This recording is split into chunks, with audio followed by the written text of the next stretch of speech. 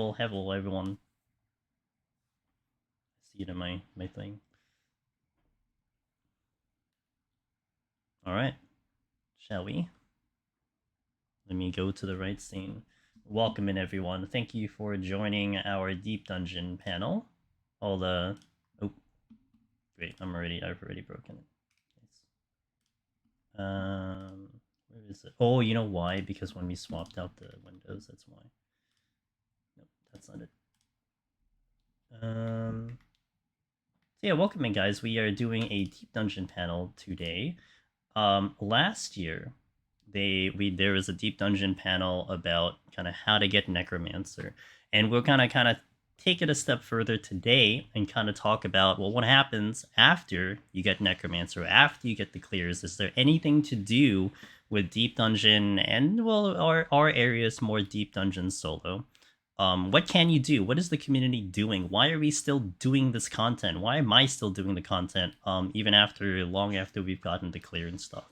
So that's what we're going to discuss today. And I am joined by my amazing friends and also very, very big pillars of the Deep Dungeon community, Miss HurricaneChiela and Mr. Red Ross over here. Chila, why don't you introduce yourself, please? Sure thing. Hi, everybody. Nice to meet you all. My name is Chiela, as Angelus just said. I've been playing Final Fantasy XIV since 2013 and started running Deep Dungeon in 2021 during the content lull in Shadowbringers. I've got about 8 Heaven on High clears, 4 Palace of the Dead clears, and then I also stream myself, stream a lot of hardcore raiding. We got top week 6, and I am bilingual in Japanese and English, so I translate every live letter too, and sometimes some other stuff. So nice to meet you, and thanks, Angelus, for having me. Can you prove that you can speak Japanese? はい、日本語話せます。よろしくお願いします。I think it's good enough, more than I could speak, that's for sure. Alright, Ross, what you got, dude? Hey, how's it going? Hey, so I have Red Ross. I changed my name to Red Ross because it's an EO joke, so if you get that, that's cool. I've been playing for a long time, off and on, so I've seen a lot of the game. Since ARR, didn't really start raiding until like Stormflood. But then since then, I think I've pretty much done every piece of raid content. Eventually stumbled into Deep Dungeon.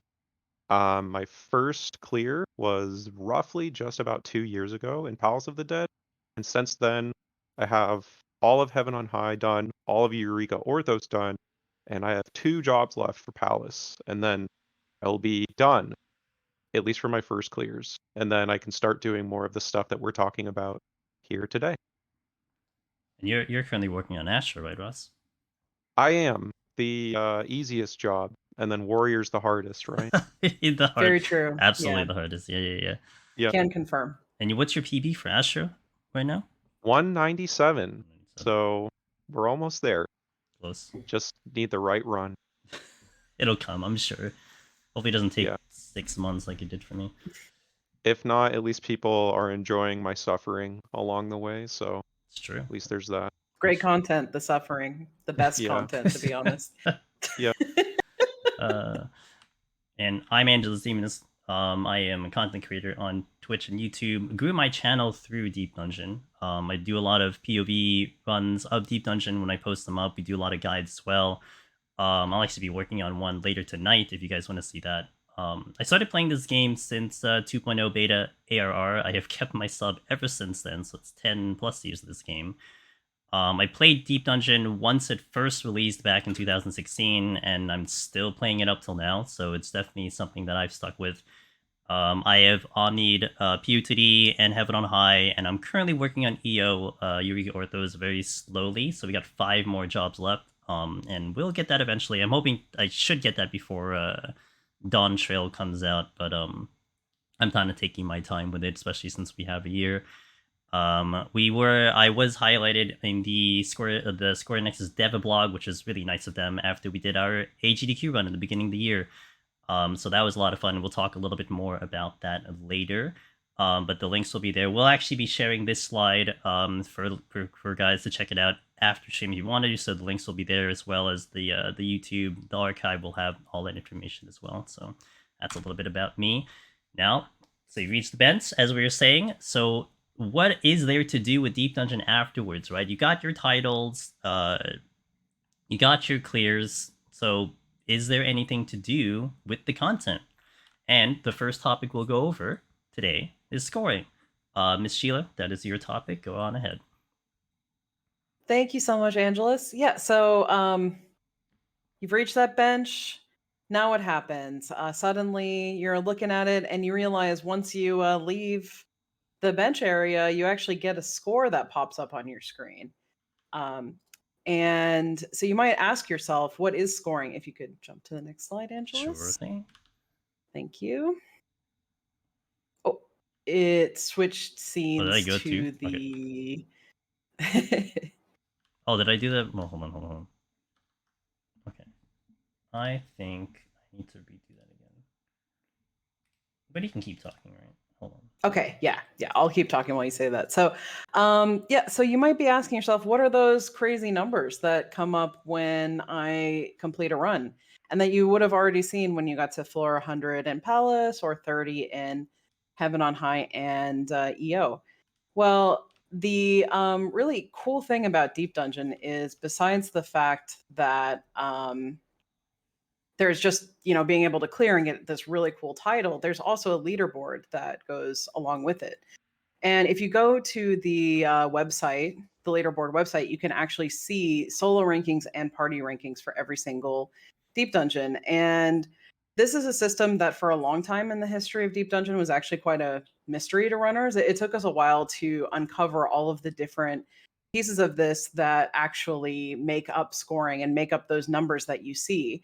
And it took a huge community effort for us to figure out that they're allocated through a run based on a whole bunch of different factors, like enemy kills, quick completion of floor sets, so under 30 minutes, exploration, avoiding death. There's all these different pieces that go into what actually allows for you to get a high score in Deep Dungeon. Next slide, Angelus. Okay. So jumping into some of the scoring basics. So for scoring, it can be accomplished through a variety of actions, and I've included some of the point values for these actions in the brackets here. First thing is kill count. So depending on the floor, you'll get 100 to 200 points per kill of an enemy. So of course, this is a really great way to start adding to your score count. Kill, kill, kill, kill, kill. You really want to be getting all those enemies down on each floor. Then you'll also get a bonus 101 points for all of the regular kills above 30F in Heaven on High and EO, or 100F in Palace of the Dead. So you'll start getting extra kills in some of those later floor sets. Then the next one here is completing a floor set in under 30 minutes, like I mentioned. That's a speed run, what we call it in the community. And typically speaking, of course, if you can do every floor set in under 30 minutes, then that's going to be amazing, but it's also pretty unlikely, especially when you get to some of the higher floor sets where things are a lot more difficult. And so we try to prioritize the easier floor sets for the ones that we're getting in under 30 minutes, because you can usually do a balance of maximizing your kills with that kind of time crunch and being able to get that. So like 1 to 100 in Palace of the Dead, 1 to 30, or 1 to 50 in Heaven on High and EO. Then also revealing a full floor map. So when you're inside of Deep Dungeon, you have a little map, and as you go into different rooms, each of those rooms will be revealed. Getting that full reveal for each floor will give you extra points as well. Then also opening chests. This gets you 101 points per opening chests. And then the next thing on here is a bonus for killing mimics or Korrigans or dread beasts in EO as well. So you'll get, in addition to the usual kill for that enemy, 505 points. Then next is killing special enemies in Palace of the Dead. So there's sometimes very rare mobs that will come up on a floor set in Palace of the Dead. If you kill those, you'll get some extra points. Then if you exit a floor with debuffs, so each floor set has a chance to spawn between 1 and 3 debuffs, depending on the floor. If you exit with those, you'll get 505 points per debuff. However, if you use a Serenity, that actually takes away the point gain. So sometimes in score runs, you'll see score runners trying to weigh the value of using the Serenity versus keeping on those debuffs, and if it's going to slow you down too much. Then score penalty per death as well. So if you die, then you will lose points. And also if you step on traps, you will lose points as well. But there is the chance that if you spawn a luring trap, you'll actually have an overall point gain because you'll be killing 3 enemies, and that can offset the points lost for stepping on that trap. So if I may jump in here for a second, Sheila. Yeah, go for it, Angelus. These numbers that you see on the screen, like they might seem pretty like weird and randomized, etc. But this has actually been figured out by the community. Like the community has broken down literally every single piece of this scoring system in a way where, like, if you actually kept track of each and every single attribute here, the kill count, the map reveal, so on and so forth, you can actually like hand map your score and see the exact score that you see later in when you see your scores in Deep Dungeon. It's been pretty insane. This has been something that's been kind of built upon for a few years right now, and we have definitely gotten it to a point where all of this is pretty precise about what each of them does. So just think that's really crazy. All right, next slide. Yeah, thanks, Angelus. Yeah, just jumping on that, it's been really amazing to watch, even in my time coming in fairly late compared to some other Deep Dungeon runners into the community 2021, watching exactly how we've been able to become more and more precise around calculating these kill counts and the amount of score that you'll get for everything. And as Angela said, this was completely unknown before we started to figure it out ourselves. It's not something that Square Enix ever shared with us. It was a total community effort to get this done. So thanks to everyone in the community that really worked hard to do this. Mm-hmm. Then, yeah, jumping into some small things to get started. So I think that scoring can be a little bit overwhelming at first because it is a huge step up from actually doing just your regular clear of a deep dungeon. Getting the title and scoring can seem like there's a huge difference because there's so many amazing score runners right now with really, really high scores, and they do a lot of maximizing of their resources, their paw managers, how they move through the floors to be able to do this. But even just after you get your necromancer, lone hero, or EO clear, you can also do some things to just get started and raise your score. So here are some small recommendations that I've got for how you can get started, which is first, killing respawns. So keeping track of how many extra monsters have spawned on a floor. But beware when that timer starts to get too long. So like when we're doing, let's say, a less than 30-minute run of a floor set, you really want to try and maximize the time that you're spending on each floor to like 3 minutes. So you have time for the boss at the end. So you're kind of like going between killing respawns and doing that. Also maximizing the kills, so using luring traps, killing all the mobs on the floor. Opening as many chests as possible, so proactively using fortunes and affluences to spawn more chests. And also using alterations as well to spawn mimics and or Korgans, depending on which end you'll get. Then, as I mentioned, completing the set in under 30 minutes. I think this one can be a really nice start for getting those bonus points, and can be pretty easy to do even if you don't want to get every single kill on the floor. And then finally, just avoiding the deaths and the traps and killing as many special enemies as you possibly can. Maybe not the dread beasts unless you have some good tech for that, because those ones are a little scary, but Yep.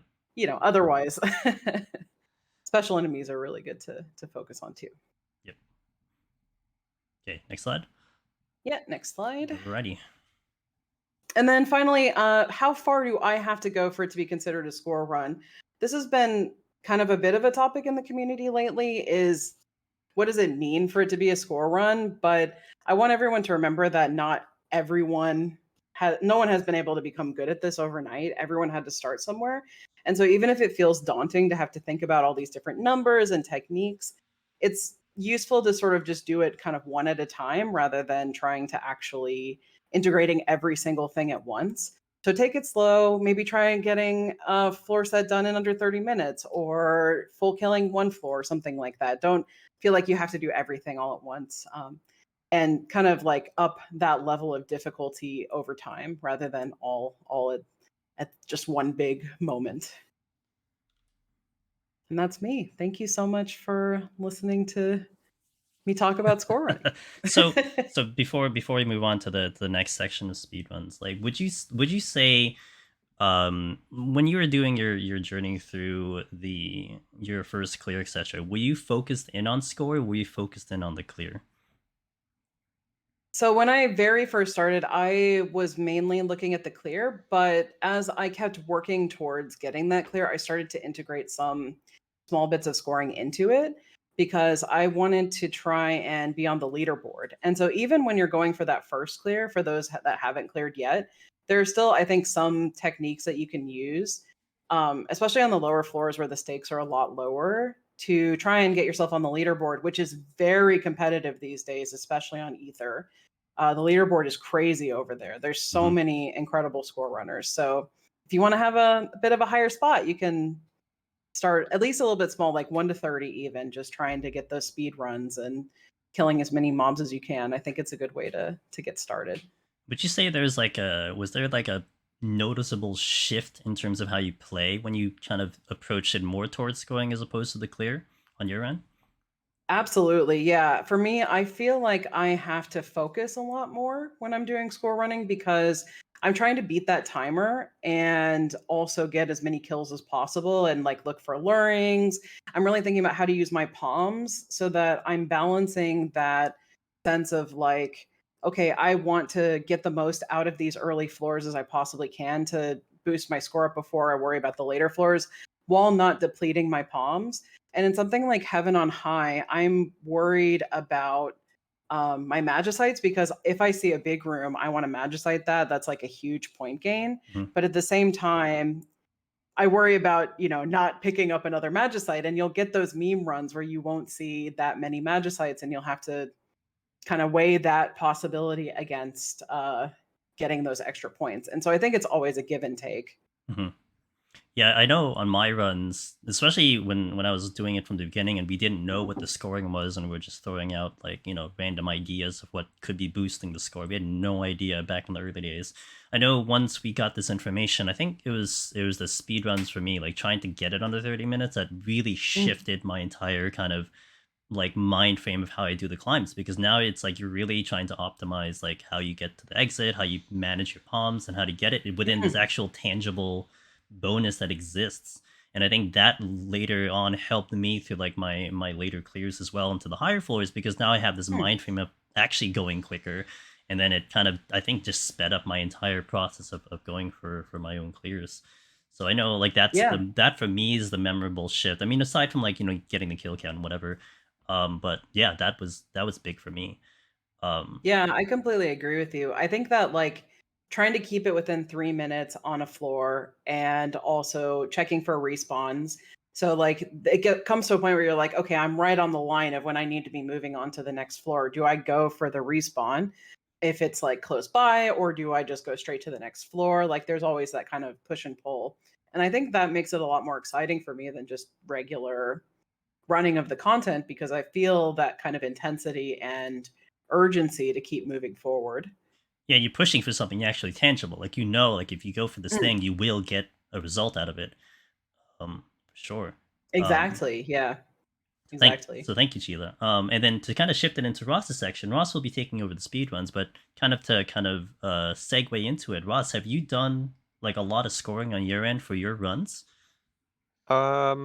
So I've perfected what I call the lazy scoring method. Okay. So basically, in Palace of the Dead, I make sure that I always hit 3 mil, Mhm. which is like pretty good. If you get a 3 mil, you're probably at least top 5 for most jobs, if not like top 2, Yeah. depending on what Questionable it on is. Ether, to be honest. It's What's that? starting to not questionable on Yeah, Ether, to be honest. It's that's starting to so not be like that.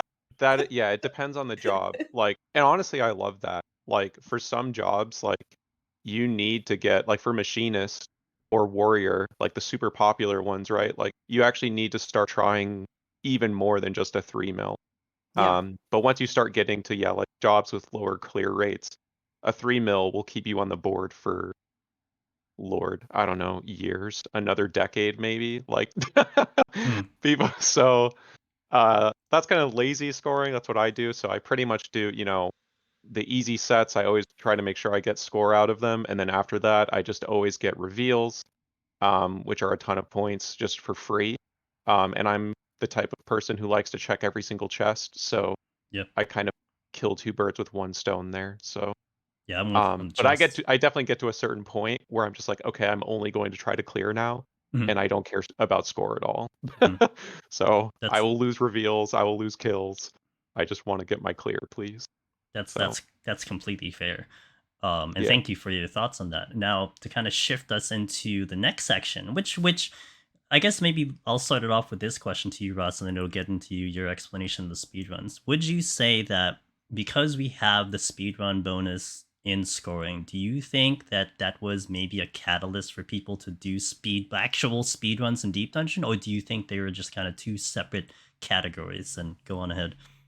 I've actually wondered about that because yeah, it's something that they put into the calculation of score that it needs to be sub 30 to get this bonus. It is interesting to me because they haven't given us any details about that, how we would even like I wonder if they wanted this to be a puzzle for us to figure out of how Hmm. the score worked. Hmm. Um, but yeah, I don't know. I actually I have thought about that as well. Like, did they want us to do speed running? Did they think maybe that would be a viable way to offset getting more kills, like by getting speed run bonuses that you could also have like a competitive score? But we know now that is simply not the case, right? Like, especially by the time you get to like the high sets, it's a miracle to speed run those. Yeah, for sure. So, yeah. So yeah, I don't know. Yeah. It's a good question. All right. Um, Take it away. but yeah, if we so all right, so we've kind of been talking about speed. So we are talking about speed runs in the context of scoring, which in the context of a speed run, I would argue is actually slow. Because for the low floors, you're aiming to maximize as much as possible, um, which means you've got 30 minutes to get as many points as you possibly can. For a speed run, that's that's terrible. You're not going to spend 30 minutes on 1 to 10. Hmm. If Hmm. you do that, there's no way you're getting a really good speed. So I kind of have in this title here, score in my run, like hell no. You're not thinking about score at all. If we want to go to next slide. All right, you got it. So just real quick, I want to break down some popular categories. This is by no means a completely exhaustive list, but it's just the categories that I've noticed over time that people actually do. So getting a clear in a deep dungeon alone is a big challenge, we all know. Scoring is a challenge. Speedrunning is honestly, I think getting some of these speed runs is maybe even harder than scoring, to not gonna lie. Mm. Because uh I guess I'll go into it. So let's just talk about some of the categories here. So full clear, that's exactly what it sounds like, from top to bottom or bottom to top, depending on which deep dungeon you're doing and how fast can you get it done. So I think so the reason why I included the times here too is kind of to show that like people think of Palace of the Dead especially as this huge behemoth of a task, pun intended, and it's going to take forever, but it's like you can get it done within, under 7 hours. Time is insane, by the way. I'm not saying this is going to be easily obtained. Like that 6.5, like that's insane. That's a really fast time. Um, but a scoring run by comparison, like if you're going for a really good score run, is going to take you 13 to 15 hours. Um, Hmm. so you can see how much time you can really save by just purely focusing on speed.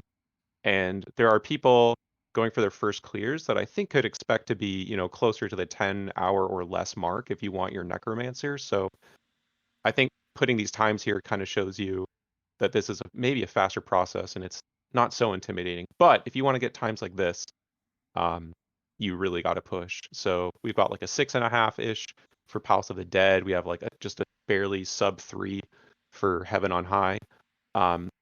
Also, anyone out there, if you want, go bug speedrun.com. Eureka Orthos is absent on it. So if you want a world record, just submit a run because no one has done it yet. Probably for good reason. No one really likes doing early EO. It feels really bad. But if you want to be the one to pioneer it, go ahead. It's open. Next category, we've got 1 to 100 of Palace. That's like a somewhat more popular one as well. And then the 110s are actually, I think, this is the most popular category, and for good reason. The time investment is very small in the short term. I guess in the long term, it's huge. Actually, we have a community member recently I know who spent like a 16-hour stream doing 1 to 10 speedrun attempts for Palace of the Dead. And it was insane. I watched a good chunk of that. But this category has been pretty popular as of late, actually. We've got, as I noted here, we actually have a new submission already for a new Heaven on High 1 to 10 speed. So it's kind of cool to see activity in here. And there's like kind of a little bit of I wouldn't call it a rivalry, but in the Discord that we're all in, they've kind of been egging each other on. So it's been really cool to see. And again, if you want some world records, EO, just go ahead, submit whatever you want, and you automatically have a world record there. So these are kind of the categories. If we want to go to the next slide, I can kind of go down and break down why I think this is actually a really cool challenge. Okay, go ahead. So as we were talking about with score, there's all these things that you need to do. In a speed run, you need kind of all of that same knowledge that you would take to put into a score run, but you're implementing it in a very different way.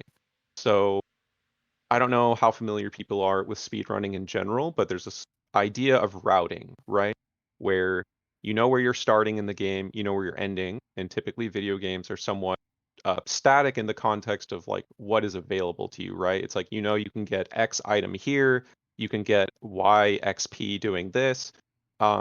This is Deep Dungeon. Every run is different. There's no guarantee about what you're going to see on any given run. And honestly, that's kind of why I think a lot of us stick to the content so much, is that the replay value is insane compared to like something like Raid. For me, I do raids a few times and then I'm done because I'm like, all right, I've seen it. It's maybe next pull I'm gonna go right instead of left, or I'm gonna stack instead of spread, and it's like that's not enough for me to stay interested. Whereas Deep Dungeon, every single run is entirely different from the next. So what are some of the challenges? We don't have this, notion of being able to route. So how can someone go faster? First one I'd like to point out is map size and layout. So your map, kind of the terminology that we use here is that Deep Dungeon is composed of sets, and then each set has 9 floors and a boss. So those 9 floors, you don't know how big they're going to be. So you might have on the lower floors, there are like ranges of rooms that you can get for each floor. So a floor is comprised of rooms. On the lowest sets, you can get 3 rooms. On the highest set, I think the lowest possible is 5, if I'm not mistaken. So that's your minimum, and then the maximum is, I think on the lower it's like actually like 5 or 6, and the highest it's like 8, maybe 9. I'm not an expert on that, but just goes to show there's a lot of variance there. So the size varies a lot. The layout changes a lot. So the point is to, find your exit, your key, what we like to call it, get enough kills, and so that you can exit through that key. Well, you don't know where it is. Every single floor you get in, you have no idea where you are relative to the key. So there's an element of actually learning the maps. So little shout out to community member Delicious Darabon. He's done a ton of research on that. So I have a note here about learning your traps.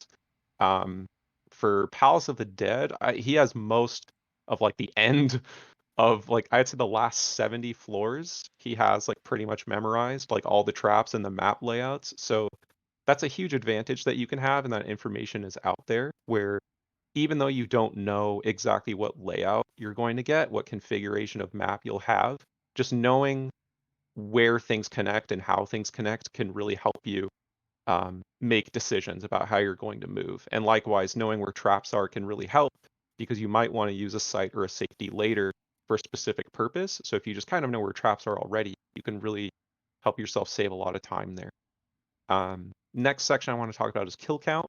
Um, this one definitely can influence your decisions a lot, and I think a really good speedrunner is able to weigh like, averages of how many kills or each each floor is going to take, and be able to make decisions around that. It's not as crazy, I think, as the other ones, except maybe when you get to the higher floors, when you might start making a decision of when you're going to use a floor wipe or not. Because let's say you've used a flight, Pomander of flight, which cuts roughly the amount of kills that you need on a floor in half.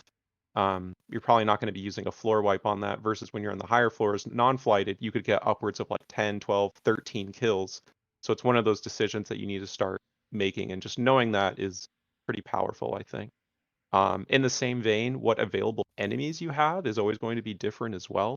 Um, and that can also really influence your decision. I mean, most of these runs are being done on like physical range, so machinist or summoner, which we joke is just like the fourth physical range as of Endwalker, right? Um, so really, you don't really have to worry about uptime too much, except we have enemies with look away mechanics, we have enemies that have LOS mechanics, and that's downtime, right? Like you are losing damage during those, or if you're just going to get something that kills you, dying is a pretty huge speed loss. So being able to recognize what you need to fight and how to fight it is also a pretty good indicator of someone's skill and how quickly they're going to be able to navigate.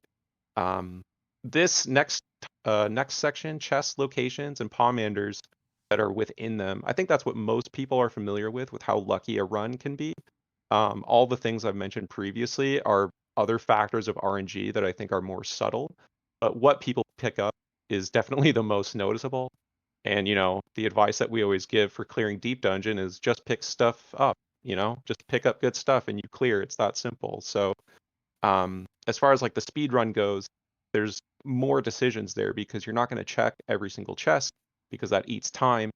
And then there's also the risk of mimics. So we tell this to people who are just trying to get their first clears, but it's especially applicable to speedrunners, is once your exit is open, so once you've got the required kill count, you really probably don't want to check chests anymore, because any chest that you check is potentially a mimic, which in the context of a speedrun is a huge time loss, right? Unless the mimic drops you like a floor wipe, whatever, for like heaven on high, then maybe it was worth it. But in Palace of the Dead especially, I think it's really not worth checking those chests after your exit is open because the time loss is pretty massive. Last but certainly not least, as things that can be random for every single floor are enchantments. And you never know what you're going to get. And I just think that this is another area, especially where I think a really veteran runner is going to be able to make the best decisions with their time and palms on hand to how to handle these, versus like a newer player. So yeah, as I said here, game knowledge and decision-making skills are key.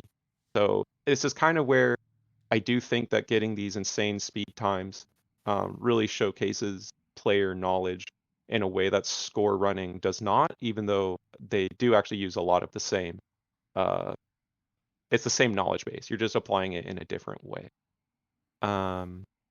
And if we can just go to next slide for kind of Sure. closing thoughts here. And before you continue, I know when I Yeah. was trying the 1 to 100 speeds for Palace of the Dead, I think one of the things that I thought was interesting was, amongst all of the things you just mentioned, I'm going to bring it back to this slide for a second. Amongst all the Yeah. things you mentioned, layouts, kill counts, enemies, and it was interesting to me that I would run like 2 or 3 runs back to back, and I would end up getting a very similar time. Like you're talking Yeah. like a 2 hour run, you still get it within like minutes of each other. But I think that Yeah. that kind of comes down to a little bit of similarity to other game type speedruns, where like if you just have this like level of skill possessed within you, then you will create this type of consistency regardless. So Yeah. everything that you mentioned, I mean, working on those and getting better at that and kind of creating your mood will actually create some type of noticeable result when you kind of get better and better at it. And Yeah. have you kind of felt like that is the case with kind of what you've seen overall? Oh, for sure. I've done only a couple Heaven on High 1 to 100s. Hmm. And I've had somewhat the same time for both. I think I was a little bit faster on my second one than my first one. And I think that just goes to show it's like, okay, like this is something that I can improve on and get better at. But it's like, okay, I think my first one was like 4:45. I did another one that was like 4:30, and it's like, okay, I cut 15 minutes. That's huge. And it's because I was able to look at this run in a specific way and see where I was wasting time. Because yeah, it's not like other games where someone can find, the 1 to 50 skip or something, right? Yeah. Like Hmm. Hmm. that's never going to happen. So any advancements in times are kind of like what you're saying. It's going to be from your own skill and ability to navigate versus some new tech or something. Because in Deep Dungeon, that just doesn't exist. Yeah, and I think that's just such a cool thing to kind of maybe consider if you're gonna kind of step into this. That it really comes down to what you're capable of doing, as opposed to like letting the game kind of give you the answers. At least for speedrunning in Yeah, specifically. yeah, yeah. It'll be very interesting to see, especially if we get more people into it. I mean, I think the most potential for huge skips is actually like Heaven on High, Mm, just because of how powerful the floor wipes are. yeah, Where if you kind of get the God RNG run on that, like you could be minutes ahead of the next person. yeah, But something like Palace, I think, and I mean, EO actually would be very interesting for speedrunning purposes if anyone ever wants to do it. But I think those are going to be maybe more closer to the same. Although Storm's pretty powerful, so I don't know. That yeah. would be True, interesting. true. Okay, you can continue. Um, yeah. So for final thoughts here, room to grow. I'm just kind of looking to the future for speedrunning, and it's definitely the lowest engagement, I would say, of the Deep Dungeon community. Solo clears and getting that first clear is like a big occupation for most people, and I think for anyone who's going to do things solo, most people just are one and done. You get your clear, you get your title, and that's fine. Like, that's great. You've accomplished something, and you move on. But for people that stick around, I think it's primarily scoring. Um, and part of the reason why I think that that's the case is that there's actually official support, right? So I have this noted here. We don't have any official support from Square Enix or Time. We could. I mean, if anyone's done an unsynced dungeon, you know that if you run it, it will tell you how fast you completed it. And then if you do it again and you were faster, it will update your time. So I don't know why they didn't put that in Deep Dungeon. I think it would be cool. I think they have the technology. Uh-huh. Whether or not they ever do it remains a question. Um, but certainly it's something they could do. And if not, um, I think, it's something that through the community, it's something that we could do. I mean, there's speedrun.com, but that's not the same as just having a dedicated Final Fantasy site. I've always joked um, we could have like a ddlogs.com that just specifically is about speedrunning stuff, just to keep all the information in one place. It just makes it easier. Um, and not to condone any use of spreadsheets or anything, but certainly we have the tech as well, community driven tech, to kind of make this thing happen. So that would be interesting to pursue. It's also something that I'm kind of taking up personally, just as like a community thing. I've been really busy with my solo clears, but I should be done with those soon. And after that, I'm kind of hoping to just do, I don't know what the frequency, but maybe, every few months, try to get like a community speed run thing together just to encourage people to participate, do some speed runs. We did a Heaven on High one back in, I think it was April, March or March. something of this year. Yeah, right I before had EO came a out. Yeah, right before EO came out, I Mm, threw together a 1 to 100 Heaven on High, where just invited anyone to just participate, submit your run. People did it. They did stuff that they probably wouldn't have done otherwise, and I think that's kind of the point. So yeah, that's kind of what I'm looking forward to for the future. Unless Square Enix, if you're listening, you just throw in the times. It's probably really easy. Uh, Come on, then we Yoshi could, P. yeah, please, Yoshi P, just add the Help times. us I out. know. Like, clearly they know how long it takes, because anyone who's ever timed out in a deep dungeon run knows that the clock is there. So Yeah. they're probably keeping track of it somewhere. So yeah, Would that's you it for me. would you be a fan Oh, of seeds, Ross? yeah, I would Hmm. actually. If we could do deep dungeon seeds, I mean, it just helps standardize, right? And then that notion of routing that I just talked about is completely gone because you could actually route, right, if you're Yeah. expecting. Although I do wonder how random things could get, even if we had like a maybe the same layout, right?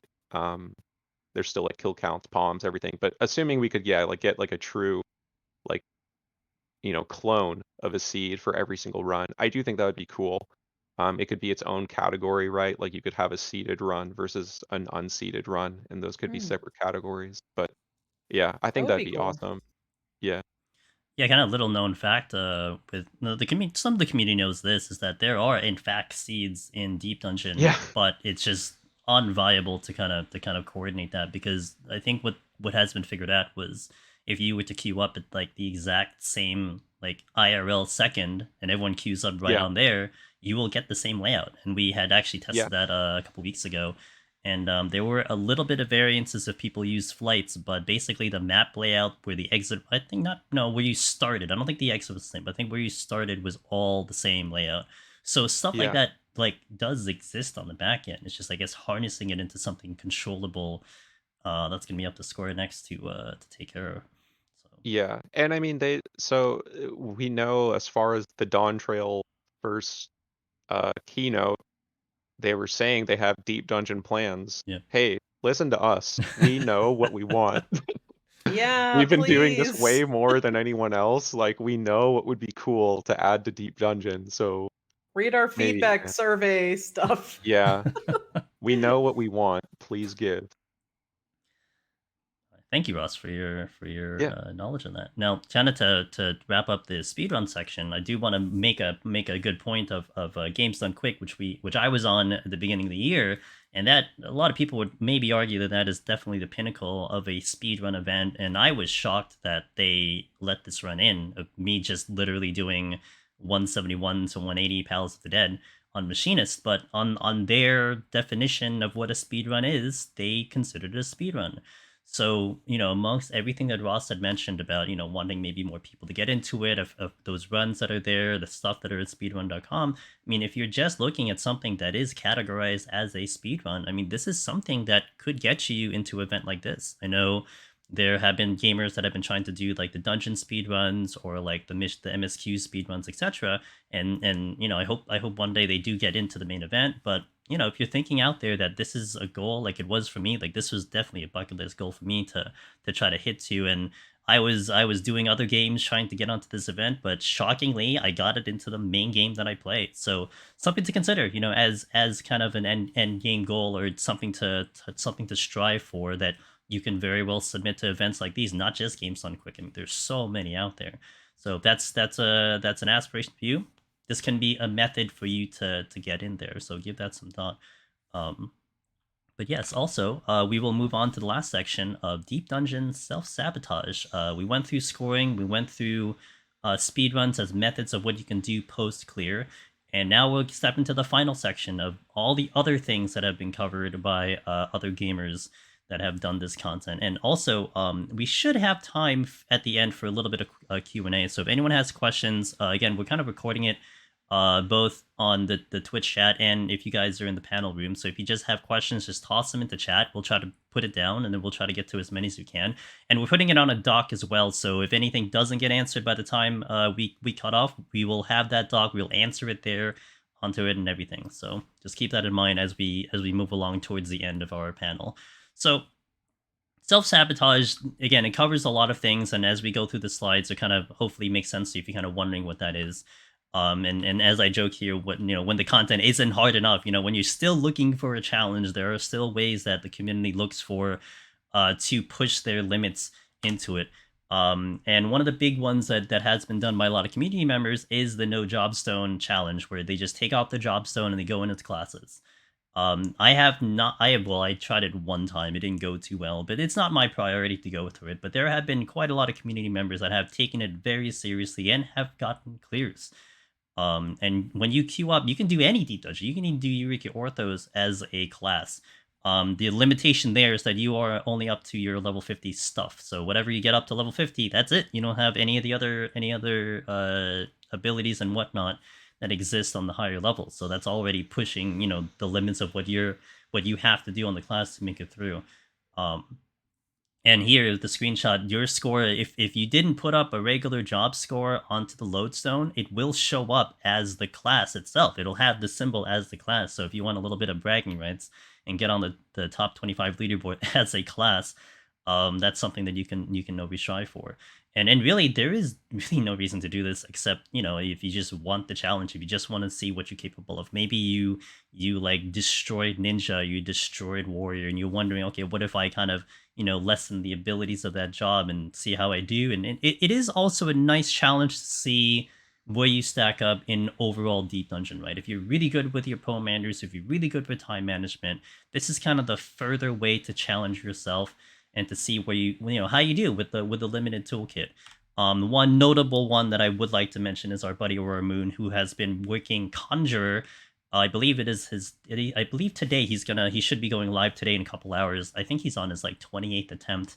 He's PB'd at 199, and this has been a really fun journey to kind of watch and to see live on Twitch when he does it. And if you want to see it, a gamer trying to go for a class clear and see the insanity that it takes and how much skill it is involved just to get even this high, I highly suggest you take a look at that as actual video evidence. And then we also have one of the JP runners, Fanny Eckert, who has gotten all the clears in Palace of Dead, and I think they've gotten quite a lot of clears in the other deep dungeons, just to kind of showcase that it is possible and people are doing it. Not just the NAEQ crew, but a lot of the JP are also the ones pushing a lot of these type of challenges, which is really, really fun to see. I mean, sometimes communication might be tough between the communities, but seeing these screenshots and kind of seeing some nice crossover on the social media of everyone kind of cheering each other on, because that's I think the coolest part about Deep Dungeon is, as much as it feels competitive, like with scoring and like with speedruns, it's still this kind of desire for everyone to have a good run or to succeed. So this is kind of an example of that right here with Fanny Eckert. Now we'll move on to the kind of the next section here with our buddy Finn Bazal, who has done quite a lot of very unique challenges himself, which kind of sticks with the self-sabotage, and he's done these on stream and has posted it on his YouTube.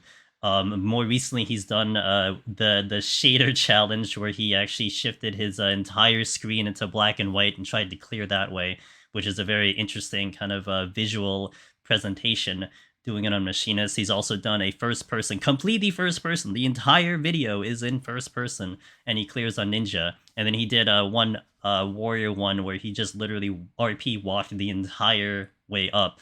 So, these are, I would say, I don't know, who else out there has done stuff like this, at least from what I know, but it just goes to show kind of the categories that can exist if you kind of want to kind of push your limits in terms of the content, etc., etc.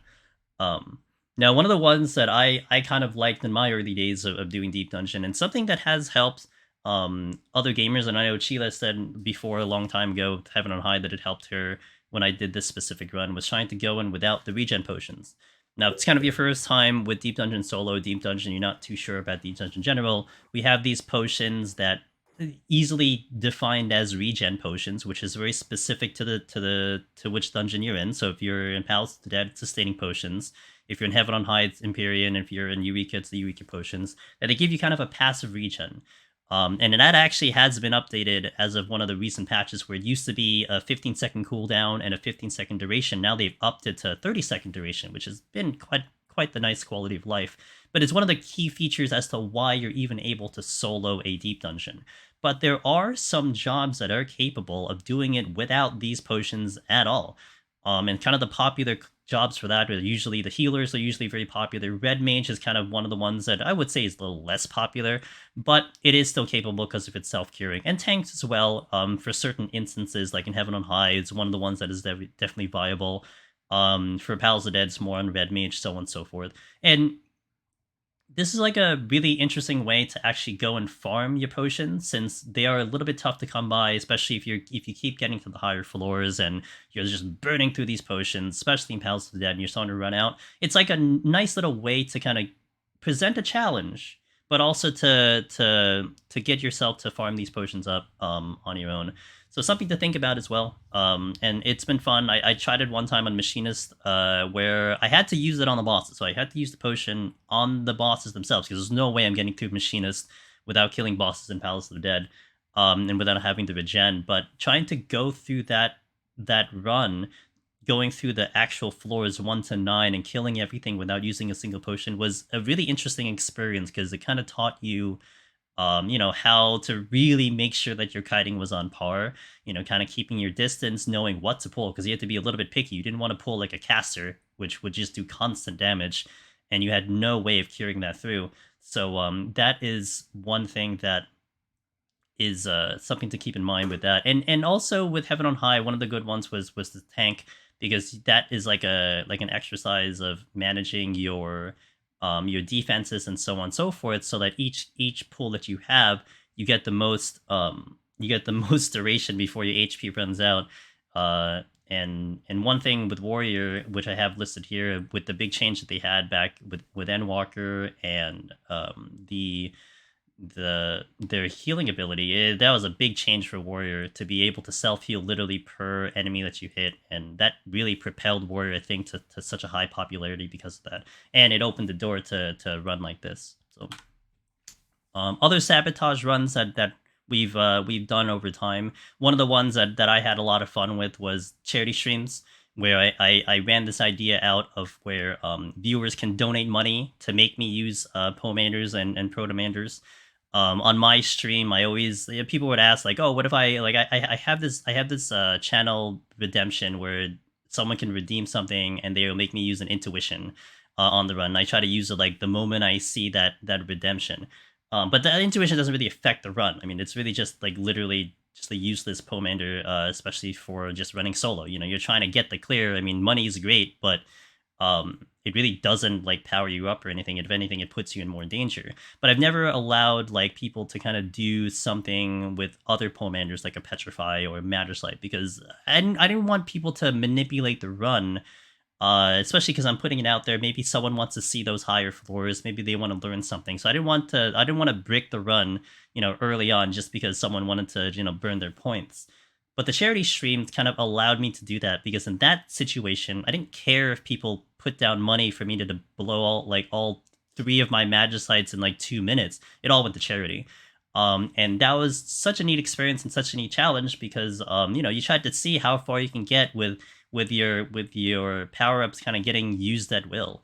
And I had done one, I think the beginning of this year, and then also our buddy Finn just did one recently, similar kind of idea there. And also Meiji has done one on their end in Palace of the Dead with completely different challenges, like step on a trap and like go first person mode and everything. So that was a neat experience, and I definitely will be doing those in the future. I've also been conducting one as of late called the Heaven on High 1 Pomander Challenge, which involves me getting up to 91 plus and dumping all my Pomanders until I have one of each. Because a lot of times, especially with the veteran runners, when it comes to Heaven on High solo, we usually kind of crush the first 90 floors, and our Pomanders are like really, really good. But it doesn't help someone that is trying to go for their clear for the first time, because they are not going to have that efficiency on their first clear. And their first kind of number of runs. So this kind of gave me a nice little view of how to do it with a limited loadout. And that's been a lot of fun challenge. We cleared on Warrior, we cleared on Ninja. I'm currently working on Bard. I think I got up to like 97 last time on Bard. So it's been one that has been a lot of fun. And then the last one here that we have listed is the crazy one, which is the Eureka Orthos no Protomander Machinist, which my buddy Sig9TV and Finn had first done. And literally, like, you can take demi-clones, which is the replacement of Magicites and Eureka Orthos. You can pick those up, but you literally just avoid gold chests the entire run. And I actually PB'd at a 98, which was surprising. And I was like, I didn't have a chance of the clear, because like I was running at a time in 98. But it was a little insane to know that something like that was even viable. that one of the key things you need to clear are these power-ups, and to essentially go without them was definitely telling of how that run went, how the content was. So it was really it was a neat experience. I don't know if I don't know if I have the motivation to kind of keep pumping that out, because it was such an exhausting run. But to know that I got that PB, that was pretty cool. And I don't know, maybe someone out there wants to take up that mantle and try to see if they can actually get that clear and be my guest. So but yeah, that's the section for the self sabotage. But yeah, thank you guys, by the way, for being here for the panel and everything. We are on various different social media. So Chiela, if you want to go over where they can find you on the internet. Yeah, sure thing. Yeah, so for Twitch and for Twitter or X, I guess, whatever you want to call it nowadays, it's HurricaneChiela for both of those, and then YouTube @Chiela. I usually post on YouTube my runs, my clears that I do for both raiding and for Deep Dungeon, and then yeah, we do a variety of content: Deep Dungeon, raids, spooky stuff, translating the live letter on the Twitch as well. So that's where you can find me. Perfect, Mr. Ross. Yeah. Let's see. Pretty much, you're just gonna see me on Twitch. Um, I do 1 or 2 runs per week. Actually, once I'm done with Palace, I can probably get more. Palace just takes so long. But once I'm done with Palace, I can probably get 2 to 3 runs per week. But just primarily Deep Dungeon only. I do have a YouTube channel. I think only my ultimate clears are on it right now, and 1 joke CD clip. But I do have a goal. Once I clear Astro and Warrior in Palace of the Dead, I kind of want to do 1 to 200 for all of them all over again. Just so that there's a record, because that's actually kind of a content drought, or not drought's not the right word, but like scarcity, is that there's actually not a lot of perspectives between 1 to 200 for every single job. Like typically you're just going to see like the last like 30 floors, maybe 50. So that's kind of a goal of mine, is to have just another person's perspective of 1 to 200. So soon, TM. I've still got still have to get Astro done the first time. So Heck yeah. after that. Yeah. And on my end, you can see me on Twitch. I'll actually be live later in about 8 hours. Gonna be doing actually another guide type run in Palace of the Dead, where we're taking Warrior in, and we will take intentional damage. I will stand in every single AoE, climbing up Palace of the Dead, and I think logistically I should survive that challenge, but we shall see. In my head, I was just thinking about all the AoEs that exist in Palace of the Dead, and I think I should be fine. So if you want to see that, that'll be interesting, because I think a lot of times watching other people do runs, etc., it's like sometimes people are like, oh, this thing does really bad things, but you don't know what it is, and that's fair. I mean, a lot of us, you see AoE, you get out of AoE, that's fairly simple. But in this case, it'll be kind of, at least for my knowledge and hopefully someone else's knowledge, it'll be nice to see what it actually does, and we're taking in Warrior, so I should be durable. But if you want to see that, that'll be tonight in about 8 hours on my Twitch channel. You could also see me on Twitter, X. I always like to just call it quote unquote Twitter, because X is, I don't know, we'll see about that. It's a weird name. And then YouTube, it's where I put all of my VODs. I usually, whatever I stream on Twitch, I usually put back onto YouTube about a week and a half later.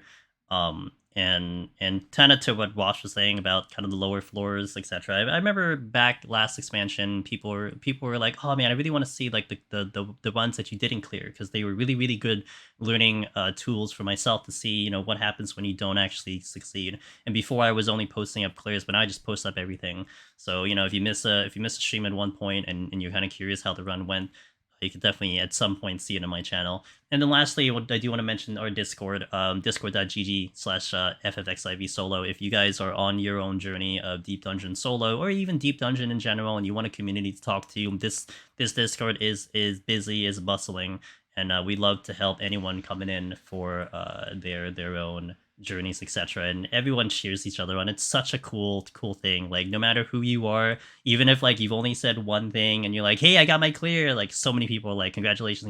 It's a really good time there. So that interests you, you are more than welcome to hop in there. So And we are almost close. We actually have. They told me that we had a little extra time if we had any questions and answers. So if you guys have any questions, whether it's in game, which I cannot see, and we're getting helped by our buddy Pinned right now, and if you have any in Twitch chat, you can certainly ask them. And I'm gonna look at. We have 2 right now. I'm gonna kind of go over it here. I killed it. Oh, that's fine. Actually, in game is fine. I'll go over these, and then also if we have some closing thoughts, you guys can add those in. But we have here Tessel Crag, and I think this was answered earlier when Sheila was going through her explanations. But Tessel says there's score penalties for stepping on traps. Question: if it's a luring trap or explosive trap, and you kill more monsters than otherwise, it is still score positive. Sheila, do you wanna go for that one? Yeah. Yeah, so yes, definitely if it's a luring trap, then it ends up being score positive. So we like to step on those as long as we're not gonna, die by doing it. If you step on them in the later floors, it might be a little bit more risky depending on the job.